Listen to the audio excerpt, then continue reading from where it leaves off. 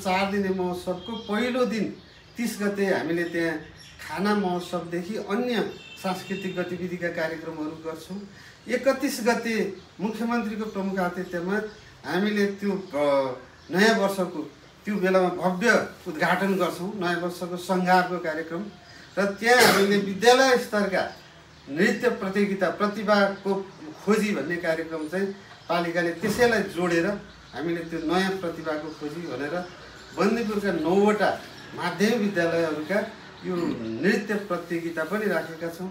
खाना महोत्सव सांस्कृतिक बन्दीपुरका कला संस्कृतिहरू प्रदर्शन गर्ने, झाँकीहरू प्रदर्शन गर्ने, वेशभूषाहरू प्रदर्शन गर्ने र पर्यटकहरूलाई चाहिँ सबै बन्दीपुरका कला संस्कृतिहरू देखाउने त्यो चाहिँ मुख्यमन्त्री सहितको कार्यक्रम त्यो हुन्छ भने फेरि 1 गते र 2 गते पनि हामीले त्यही बन्दीपुरमा आउने पर्यटकहरूलाई अब त्यहाँका कला संस्कृति देखाउँदै ओडामा रहेका हाम्रो बन्दीपुरका छेउछाउमा रहेका चाहिँ पर्यटकीय गन्तव्य पुर्याउने।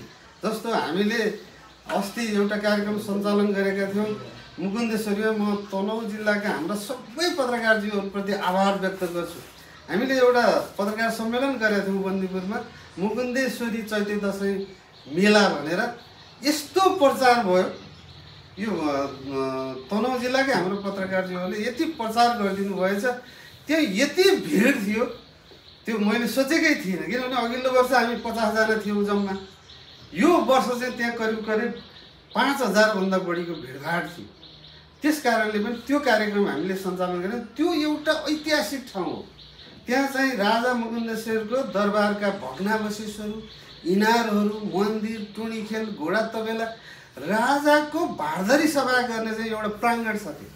ढुङ्गाहरू टक्क टक्क छ। हामी त्यसलाई चाहिँ डिपिआर गरेका छौँ। त्यो अनुसार हामीले मन्दिर बनाउने र अनि त्यो जम्मै पुरातात्विक खजानाहरूलाई चाहिँ संरक्षण गर्ने भनेर एउटा पर्यटकीय मुख्य गन्तव्य हामीले बनाउँदैछौँ। त्यो किन पनि महत्त्वपूर्ण छ भन्दाखेरि हाम्रो ग्रेट वाल पनि त्यहीँ पुगेर टुङ्गिन्छ।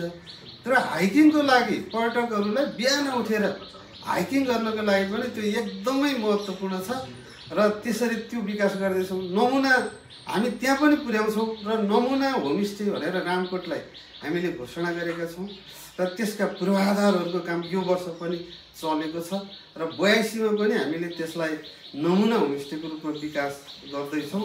र यसरी त्यसपछि होमस्टे सर्किट अन्तर्गत धरमपानी एकदमै राम्रो होमस्टे छ। धरमपानीमा हुस्लाङकोट त्यो चाहिँ मुकुन्देश्वर राजाकै पालाको चाहिँ त्यहाँका रजौटाहरूको चाहिँ त्यो संरक्षण, राज्य संरक्षण गर्ने गढी हो।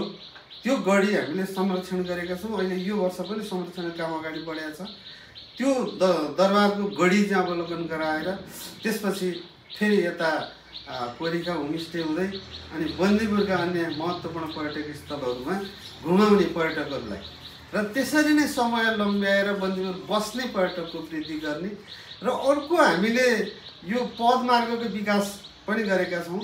जस्तो बन्दीपुरबाट छिम्केश्वरी लैजाने अनि छिम्केश्वरीबाट मनोकामनाबाट गोर्खा दरबार, गोर्खा दरबारबाट लिगलिगकोट, त्यसपछि भानु जन्मस्थल हुँदै अनि दमौलीको चाहिँ व्यास गुफा, यसको चाहिँ हामीले चाहिँ सबै अवलोकन गराएर अनि छाब्दीको दर्शन गराएर फेरि बन्दीपुर लैजाने।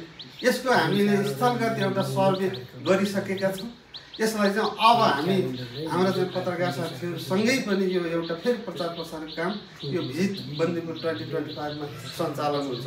र यो पदमार्गको पनि हामीले यो छोटो खालको पदमार्गको विकास त्यसरी गरेका छौँ। र विशेष गरेर अर्को हामीले चाहिँ थुम्का पर्यटनको चाहिँ विकास गर्दैछौँ। थुम्काहरूमा चाहिँ विशेष बन्दीपुरकै त्यही खानीमाई नजिकै अर्को एउटा चुली डाँडा छ। त्यो चुली डाँडामा पुगेपछि साँच्चै भन्ने हो भने त्यो चाहिँ 50 तलको घरमाथि गएर हेरे जस्तो देखिन्छ। यो उत्तरका हिम श्रृङ्खलाहरू सबै आँखै अगाडि देखिन्छ। त्यो चाहिँ थुम्काको हामीले विकास गर्दैछौँ। र ग्रेट वाल, त्यो ग्रेट वाल पनि हाम्रो अब करिब 50% काम चाहिँ सम्पन्न भएको छ। अहिले पनि करिब 30 जना कामदारहरूबाट काम चलिराखेको छ। त्यसलाई छिट्टै सम्पन्न गर्दैछौँ र समग्रमा बन्दीपुर आउने पर्यटकहरूलाई पहाडको कुनामा रहेको शीतल ठाउँमा आनन्दसँग बस्ने, विधा मनाउने साहित्य लेखनहरू गर्ने, कवि प्रतिभाहरू प्रस्फुटन गर्ने खालका चाहिँ त्यस्तो वातावरण बनाउँदै जाने र बन्दीपुरलाई चाहिँ एउटा गण्डकी प्रदेशको मात्र नभई सम्पूर्ण हाम्रो यो देशकै एउटा पर्यटकीय गन्तव्यको रूपमा विकास गर्ने भन्ने कुराहरू छ। अब हामीले विशेष गरेर पर्यटनको विकास गर्नको लागि पूर्वाधार पनि सँगसँगै लैजानुपर्छ। पूर्वाधार भएन, त्यहाँ गाडी गएन भने त अप्ठ्यारो हुन्छ। त्यो कारणले पनि हामीले पूर्वाधारमा बढी जोड दिएका छौँ। हामीले पालिकैभरिका बाटाहरू 12 महिना चल्ने खाले हिसाबले यो 79 सालदेखि नै हामीले पक्की बाटाका कामहरू अगाडि बढाउँदै यो वर्ष करिब हामीले धेरै करिब 15 किलोमिटर बाटो कालोपत्रेको काम धमाधम अगाडि बढेको छ।